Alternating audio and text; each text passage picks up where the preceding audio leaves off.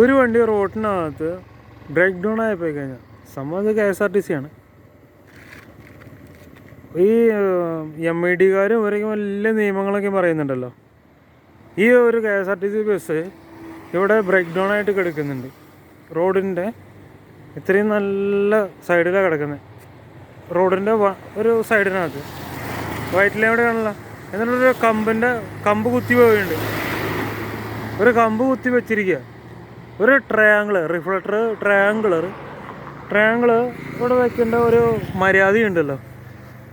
ഞാൻ ഈ വണ്ടിയുടെ മുമ്പിൻ്റെ തൊട്ട് മുമ്പിൽ വന്നിട്ട് ഇടുക്കിൻ്റെ ഭാഗത്തിലെത്തിയപ്പോഴാണ് ഞാൻ കാണുന്നത്. ഞാൻ ഇടിച്ചു പോയാണ് വണ്ടിയുടെ മുകളിൽ.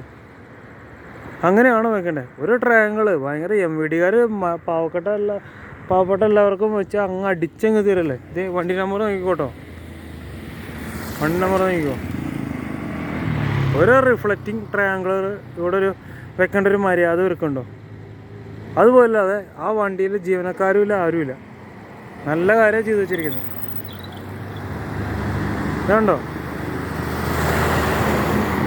നല്ല തണ്ടിത്തറ ചെയ്തു വെച്ചിരിക്കുന്നത്.